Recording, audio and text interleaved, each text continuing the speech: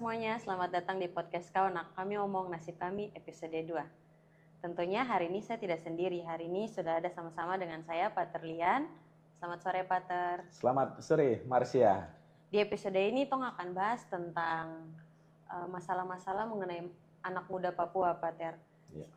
Bagaimana masa depan generasi Papua, yaitu tentang orang muda dan ancaman narkoba di tanah Papua. Tapi sebelumnya Pater bisa perkenalkan diri dulu Kak dengan Pater punya keseharian seperti apa? Oke, baik. Terima kasih Marcia.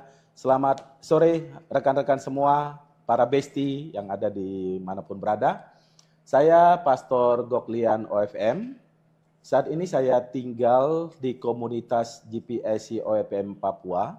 Saya bekerja di kantor Justice Peace Integrity of Creation OFM Papua di Sentani baru 3 tahun ini. Saya menangani bidang animasi dan juga advokasi karena kebetulan latar belakang saya sebagai seorang lawyer hukum.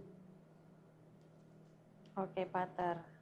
Kalau Tong lihat tentang kasus narkoba yang ada di Papua kira-kira ini nih, ada banyak sekali yang melibatkan anak muda Papua. Ya. Jadi menurut Pater, kenapa sampai orang muda itu jadi kelompok yang paling rentan terlibat dalam penyalahgunaan maupun peredaran narkoba, secara khusus anak-anak muda Papua?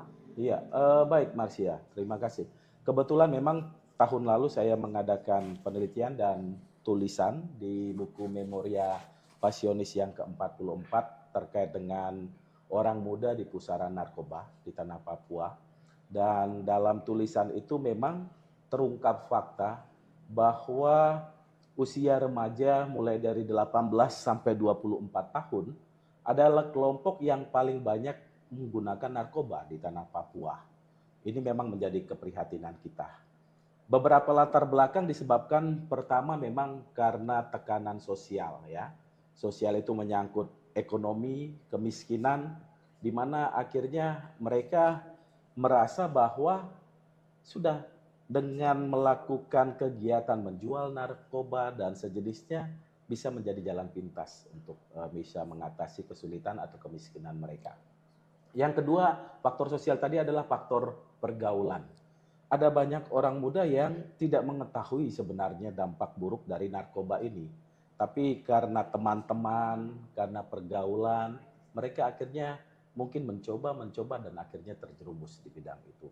Ini beberapa situasi yang saya lihat terjadi di sekitar kita. Baik, Pater. Kalau tadi Pater mention bahwa tekanan sosial dan ekonomi yang mendorong anak muda untuk masuk ke lingkungan narkoba ya. Kira-kira seberapa besar pengaruh faktor seperti pengangguran, keterbatasan peluang kerja, dan lingkungan pergaulan terhadap situasi di Papua saat ini? Ya, ini memang yang Marcia sebutkan tadi, beberapa penyebab yang membuat orang-orang muda terjerumus ke dalam narkoba. Pertama faktor sosial tadi, ekonomi, di mana boleh dikatakan ada banyak pengangguran di tengah-tengah kita, itu satu. Dan kemudian membuat mereka menjadi hidup di dalam taraf kemiskinan yang tidak wajar. Padahal Papua adalah tanah kaya.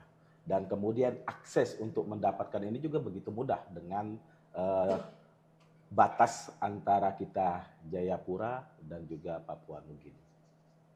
Berarti kondisi geografis nih cukup mempengaruhi juga ya Pater. Apalagi kitong nih langsung berbatasan dengan Papua Nugini yang kitong sama-sama tahu bahwa narkoba itu dijual secara bebas di Papua Nugini. Jadi letak geografis juga tuh sangat mempengaruhi ya. Iya, benar. Saya minum dulu ya. Silahkan Pater. Boleh-boleh, ini ada keripik juga nih Pater, langsung minum. Wah, jus enak sekali ini. Iya, bagaimana tadi Marcia? Tadi kan Pater sempat bilang karena kita punya kondisi yang berbatasan langsung dengan Papua Nugini. Jadi saya bertanya ke Pater untuk letak geografis juga menjadi faktor utama ya yang mempengaruhi peredaran narkoba di sini juga semakin banyak. Betul. Batas kita dengan Papua Nugini ada banyak jalan-jalan tikus yang bisa dilalui oleh banyak orang, termasuk orang-orang yang tidak bertanggung jawab ini untuk mendistribusikan narkoba dari negara sebelah ke Papua, ke Jayapura kita ini. Selama ini banyak sekali yang saya lihat kayak pengguna narkoba itu hanya sebagai pelaku kejahatan. Padahal ada juga mungkin pendekatan rehabilitasi dan hak asasi manusia.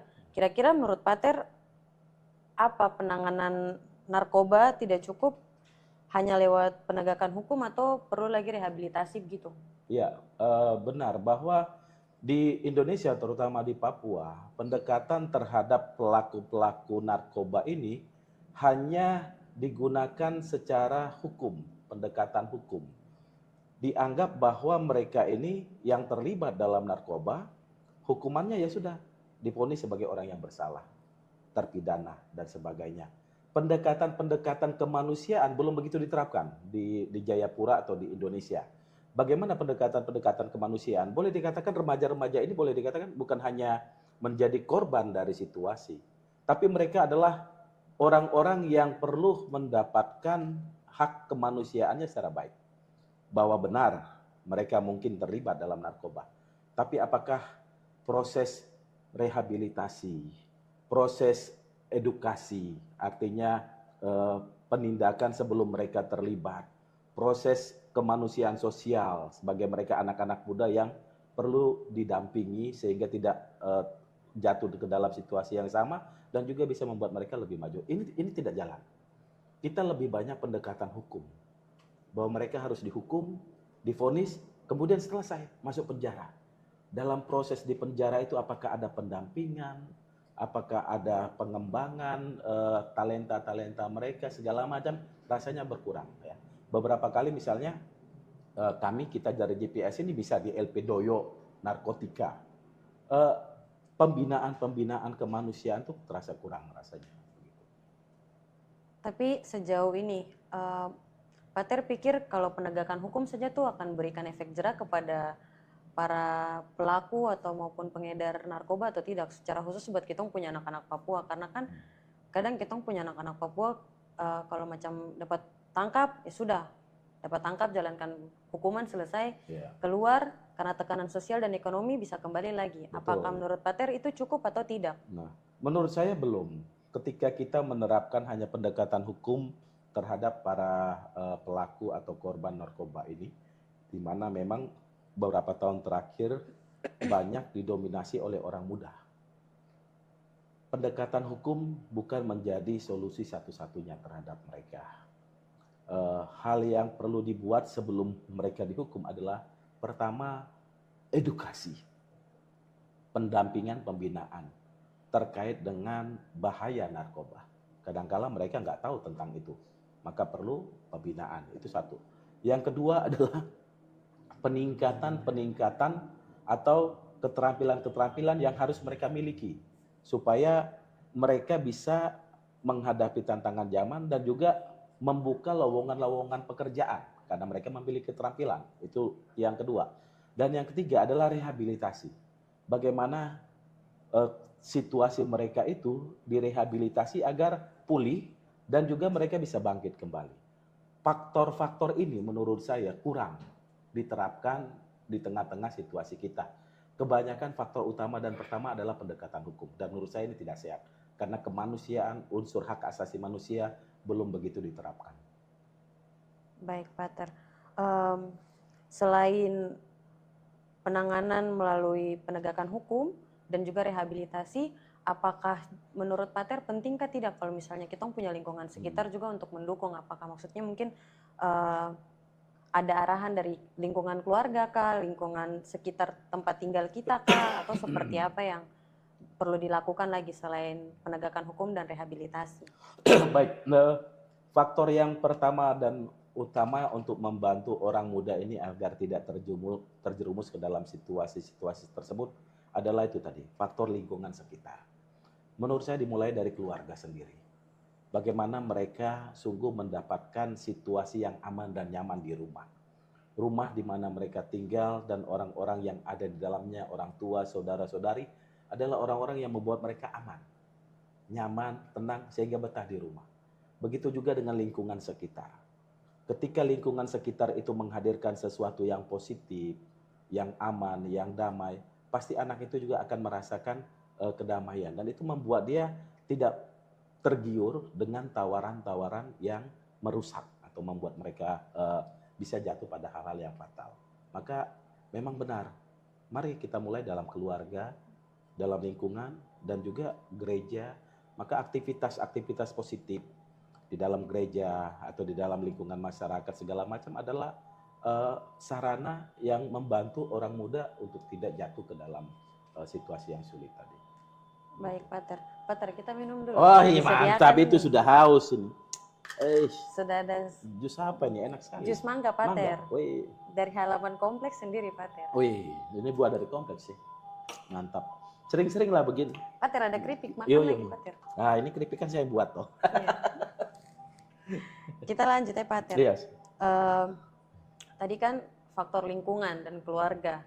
Apakah menurut Pater, kalau semakin pesat peningkatan atau pengedaran narkoba di Papua ini memungkinkan sekali untuk kita punya anak-anak Papua ini hancur atau tidak, sehingga mungkin 5 atau 10 tahun ke depan kita punya anak-anak Papua ini tidak bisa menjadi orang yang berhasil karena di usia-usia dini, di usia yang sekolah mereka sudah terjerumus ke dalam kejahatan narkoba ini, Pater. Iya, bisa dibayangkan ya kalau dalam saat ini seperti tulisan saya di Memoria Passionis yang ke-44, kelompok rentan yang terjerumus dalam narkoba adalah usia antara 14 sampai 24 tahun. Ini adalah usia-usia produktif. Kalau di usia ini sekarang mereka sudah terjerumus dengan narkoba, maka bisa dibayangkan 10 tahun ke depan bagaimana mereka ini sekarang adalah pemegang kendali situasi atau negara kita di tahun-tahun ke depan. Maka sangat membahayakan dan memprihatinkan. Dan menurut saya semua pihak harus mulai sekarang bekerja sama untuk menanggulangi situasi ini agar kedepannya orang-orang muda kita terutama di tanah Papua tidak semakin parah kehidupan narkobanya. Kalau begitu, Pater, menurut Pater selaku lawyer ya, Pater, yang Pater juga sempat tadi sudah bilang Pater juga pernah berkunjung ke lapas narkotika ya. Kira-kira langkah tepat seperti apa yang perlu dilakukan mungkin dari pihak keluarga, sekolah, gereja maupun pemerintah untuk menyelamatkan generasi muda Papua baik yang sudah terjerumus ke dalam kejahatan narkoba ini maupun yang belum? Ya, baik. Pertama dari pihak keluarga sendiri, keluarga kita masing-masing. Mari menciptakan suasana rumah yang aman dan nyaman bagi siapapun. Sebagai suami istri, orang tua, hadirkanlah suasana dan situasi yang membuat semua orang yang tinggal di rumah itu merasa nyaman, damai. Sehingga mereka merasa tidak perlu lagi kemana-mana. Karena ini menjadi tempat yang aman dan nyaman buat saya. Ini hal yang pertama. Menciptakan ruang-ruang yang damai di dalam keluarga sendiri. Di dalam komunitas, baik lembaga-lembaga apapun, terutama di pendidikan, memberikan sosialisasi, literasi terkait dampak narkoba. Ini juga sangat kurang. Ada banyak sekolah-sekolah kita sangat mungkin kurang sekali memberikan sosialisasi tentang dampak narkoba. Begitu. Dan menurut saya ini penting, bukan tunggu mereka jatuh dulu, tapi sebelum mereka jatuh sudah ada sosialisasi, mulai dari SD, SMP, SMA, begitu juga dengan lingkungan gereja, agar orang-orang muda di gereja diberikan pemahaman-pemahaman seperti itu. Ini hal-hal yang mungkin bisa diupayakan bersama. Yang ketiga, menciptakan pusat-pusat pelatihan agar orang-orang yang tertekan ekonominya bisa mengembangkan bakat dan talenta di pusat-pusat keterampilan, di mana orang muda bisa mengembangkan, berlatih di situ, sehingga ketika mereka sudah selesai, mereka punya keterampilan sendiri yang menciptakan lapangan-lapangan pekerjaan sehingga mereka tidak tertekan dengan situasi ekonomi. Ini yang ketiga.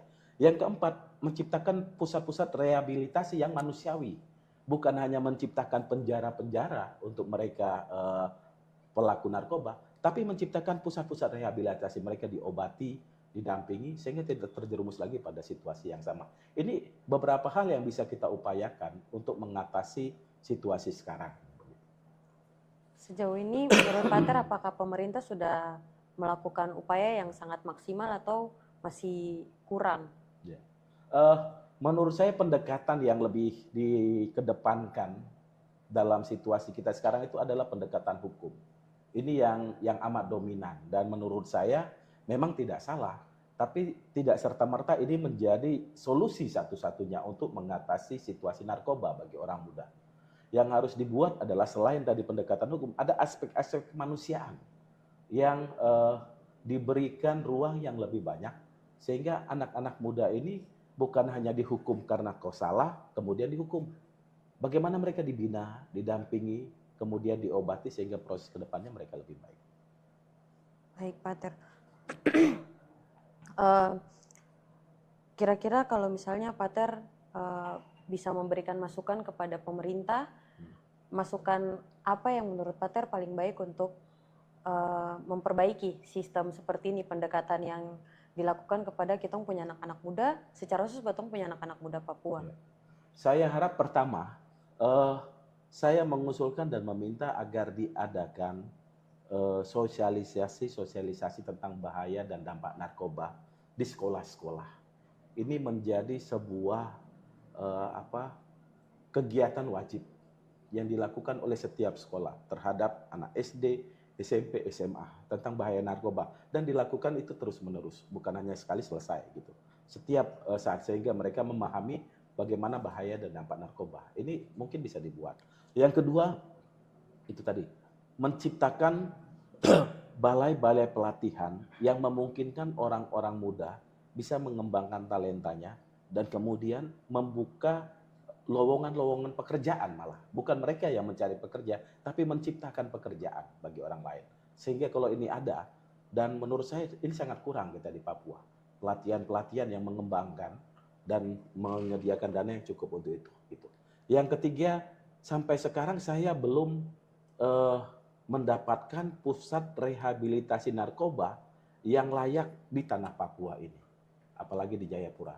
Saya belum pernah mendengar bahwa ada pusat rehabilitasi dengan standar yang baik dan benar, yang sangat membantu orang-orang yang terkena dampak itu dalam proses penyembuhan yang baik. Saya belum menemukan itu.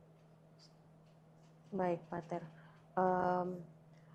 Apa harapan dan pesan Pater untuk kita punya anak-anak muda Papua yang sekiranya mungkin nonton punya video sore ini, harapan dan pesan Pater untuk orang seperti apa? Baik, Marsha. Sobat muda sekalian, apapun itu yang namanya narkoba, jelas sangat berbahaya bagi diri dan kehidupanmu sebagai orang muda. Maka jangan pernah mau mencoba atau tergiur tawaran untuk menikmati narkoba itu. Karena sesungguhnya tidak sehat bagi dirimu. Itu satu. Yang kedua, perbanyaklah kegiatan-kegiatan positif. Mengikuti kegiatan-kegiatan kelompok-kelompok yang bisa membantumu mengembangkan bakat dan talentamu sebagai orang muda. Perbanyaklah itu. Ikuti kegiatan-kegiatan yang positif, organisasi-organisasi positif yang bisa membantumu menjadi pribadi yang lebih baik. Yang ketiga, terutama semakin mendekatkan diri pada Tuhan. Karena bagaimanapun ini adalah kunci dan kekuatan kita dalam menjalani kehidupan ini.